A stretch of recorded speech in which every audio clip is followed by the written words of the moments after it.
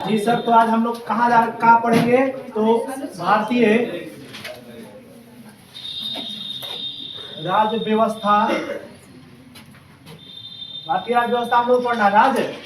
ठीक है, इसमें आपको पढ़ना अनुसूचियां है ना, अनुसूची के बारे में पढ़ना है जी। बोलते रहिए। तो थोड़ा सा हम पूछ लेते हैं, जो लास्ट क्लास में हम आपको अनुसूची के बारे में बताए थे। तो पहली अनुसूची के बारे में हम आपको लास्ट क्लास में बताए थे ना, प्रथम अनुसूची के बारे में। थोड़ा बताइए बच्चे, क्या बताए थे? आपसे अगर पूछा जाएगा कि भारत के 28 राज्यों और 8 केंद्र शासित प्रदेशों की जानकारी हमें किस अनुसूची से प्राप्त होती है? एकदम आराम से आप बता दीजिएगा कि राज्य एवं किसका? केंद्र शासित प्रदेश। राज्य एवं केंद्र शासित प्रदेश की जानकारी हमें कहां से मिलती है? सेम दूसरा अनुसूची का जब हम लोग बात करें, दूसरी अनुसूची में हम आपको समझाए थे लास्ट क्लास में। क्या समझाए थे बच्चे? तो बताइए क्या समझाए थे? वेतन और भत्ते। किसके बारे में बताए थे? वेतन और भत्ते के विषय में हम आपको बताए थे। वेतन भत्ते में आपको बताए थे मुख्यमंत्री, ठीक है, प्रधानमंत्री या फिर जो मंत्रिमंडल के अंतर्गत आते हैं या कर्मचारी के अंतर्गत उनको वेतन दिया जाएगा। दूसरी अनुसूची हमको बताती है। उसके बाद हम आपको बताए थे तीसरी अनुसूची के बारे में। तीसरी अनुसूची के बारे में हम आपको बताए थे, याद करिए, तीसरी अनुसूची के बारे में हम आपको बताए थे। क्या बताए थे बच्चे? तो तीसरी अनुसूची में बताया गया था कि शपथ का उल्लेख किया गया है। किसका उल्लेख किया गया है? शपथ का उल्लेख किया गया। लेकिन इसमें हम आपको लास्ट क्लास में समझाए थे, 3 व्यक्तियों का शपथ इसमें उल्लेखित है। किनका बच्चे? राष्ट्रपति का, दूसरा था उपराष्ट्रपति का, और तीसरे थे कौन? राज्यपाल। कौन थे? राज्यपाल। ध्यान दीजिएगा, हम आपको बताना चाहते हैं, बताए भी थे, फिर से एक बार रिवीजन करा देते हैं कि राष्ट्रपति की जब शपथ की बात की जाएगी तो इनका शपथ अनुसूची नहीं अनुच्छेद के आधार पर। कौन सा अनुच्छेद? कौन सा अनुच्छेद? और जब उपराष्ट्रपति की बात किया जाता है इनका अनुसूची नहीं अनुच्छेद कौन सा? 69। और राज्यपाल का जब बात किया जाए तो इनका अनुच्छेद कौन सा? 159। यही लास्ट क्लास में हम लोग किए थे ना। और तीसरी के बाद हम लोग किसकी बात करेंगे? चौथी अनुसूची के विषय में आप क्या जानते हो बताइए? आपको हम बताए थे, क्या बताए थे कि इस अनुसूची में राज्यसभा में, किसके बारे में? राज्यसभा में सीटों का बंटवारा। किसका उल्लेख किया गया है? राज्यसभा में सीटों का बंटवारा। जो आपको बताया जा रहा है चौथी अनुसूची, इसमें हम आपको समझाए थे कि देखिए, जब नए राज्यों का निर्माण होता है या फिर पुराने राज्यों से काटकर नए राज्य बनाए जाते हैं या फिर दो पुराने राज्यों को मिलाकर एक नया राज्य बनाया जाता है, तो उस वक्त आपसे बताए थे ना लास्ट क्लास में कि क्वेश्चन पूछा जाता है कि बताइए बच्चे कि कौन सा ऐसा अनुसूची है जो नए राज्यों के निर्माण के बाद या फिर 2 पुराने राज्यों को मिला के नए राज्य बनाने के बाद या फिर एक बड़ा पुराना राज्य से 2 नए राज्यों के निर्माण के बाद संशोधित किया जाता है। तो हम आपको बताए थे लास्ट क्लास में कौन कौन सी अनुसूची थी? प्रथम अनुसूची और चौथी। क्योंकि हम आपको बताए थे कि शुरुआती वर्षों में जब हम लोग का देश आजाद हुआ था तो 28 राज्य नहीं थे। बीच में आप पढ़े होंगे कि हमारे देश में 29 राज्य और 7 केंद्र शासित प्रदेश थे। लेकिन समय बीतता गया, आज वर्तमान में ऐसा स्थिति है कि 28 राज्य और 8 केंद्र शासित प्रदेश। तो जब भी नए राज्यों का निर्माण होता होगा या है, तो उसमें कौन कौन से अनुसूची में संशोधन किया जाता है? ध्यान रखिएगा, प्रथम में किसके बारे में? दूसरे में किसके बारे में? तीसरे में किसके बारे में? किनका शपथ नहीं होगा? अगर इनको शपथ दिलाना है तो कौन सा अनुच्छेद? उपराष्ट्रपति को, राज्यपाल को 159। और चौथी में बात किया जाएगी किसके सीट के बंटवारा में? सीटों की बंटवारा में। अब हम लोग चलते हैं किधर? 5वीं की ओर। कौन सी अनुसूची की ओर? 5वीं की जब बात की जाए, 5वीं की जब बात की जाए तो 5वीं अनुसूची में क्या बात किया जाता है? तो भारत के अंदर अनुसूचित जनजातीय क्षेत्रों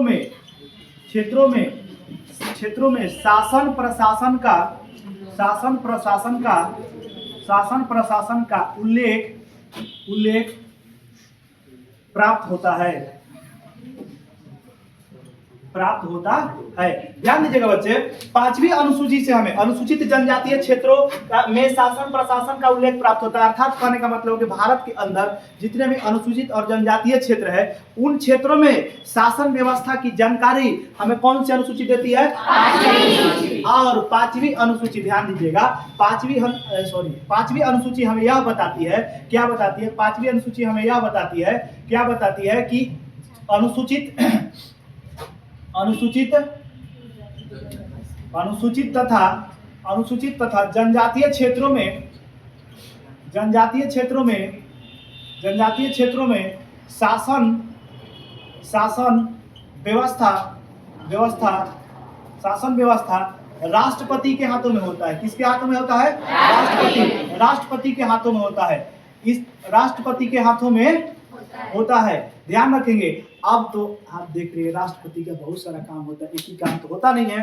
तो इस शासन व्यवस्था को सही ढंग से चलाने के लिए, अर्थात अनुसूचित जनजातीय क्षेत्रों में शासन व्यवस्था को सही ढंग से चलाने के लिए राष्ट्रपति जनजातीय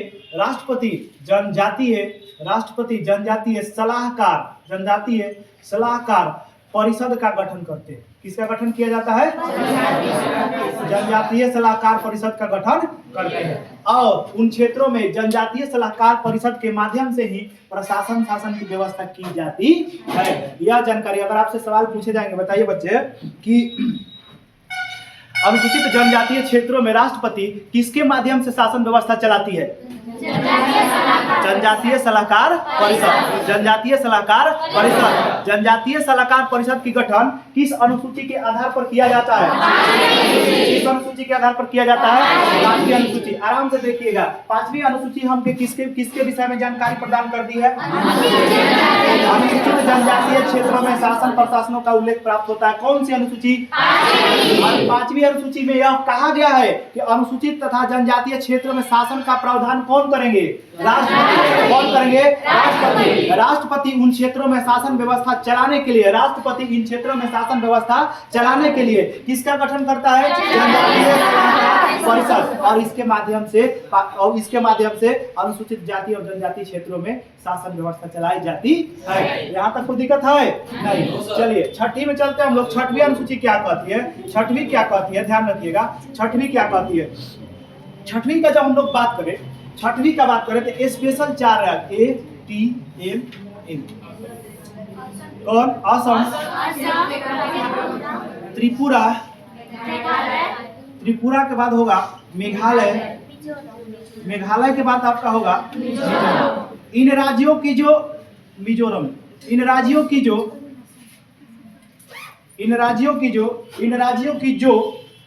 अनुसूचित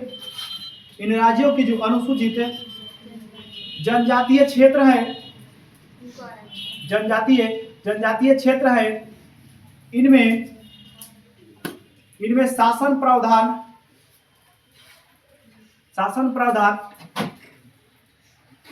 का उल्लेख प्राप्त होता है।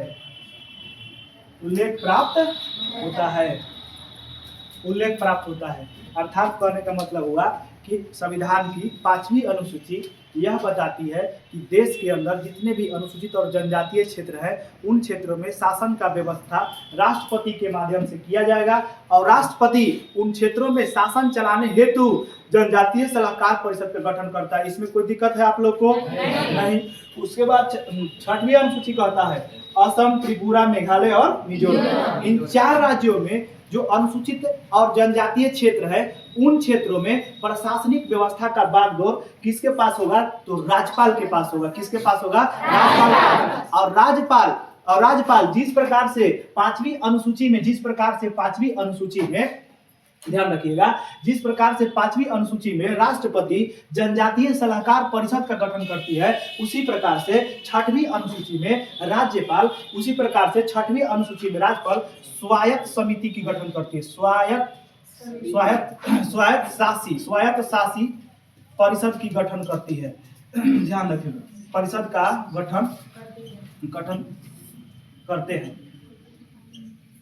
एक बार फिर से देखिए, 5वीं अनुसूची हमको यह बताता है कि हमारे देश में अनुसूचित और जनजातीय क्षेत्र है, और उन क्षेत्रों में शासन का प्रावधान राष्ट्रपति के माध्यम से किया जाएगा।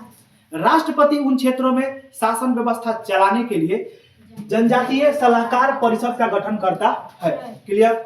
उसके बाद जब हम बात करें किसकी, छठवीं अनुसूची में असम, त्रिपुरा, मेघालय और मिजोरम, असम, त्रिपुरा, मेघालय और मिजोरम, अर्थात याद करने के लिए ATMM कहा जाता है। ठीक है, असम, त्रिपुरा, मेघालय, मिजोरम राज्यों में, असम, त्रिपुरा, मेघालय, मिजोरम राज्यों में जो अनुसूचित और जनजातीय क्षेत्र है उन क्षेत्रों में शासन का प्रावधान हमें कौन सी अनुसूची बताता है, छठी। और यह कहता है कि इन क्षेत्रों में शासन व्यवस्था राज्यपाल के माध्यम से चलाई जाएगी और राज्यपाल इन क्षेत्रों में शासन प्रशासन को चलाने हेतु स्वायत्त शासी परिषद का गठन करता है। बताइए बच्चे, 1 2 3 4 5 6 अनुसूचियों में आपको कोई समस्या है? नहीं। तब तक कितना दूर लिख लिया जाए, लिखा जाए।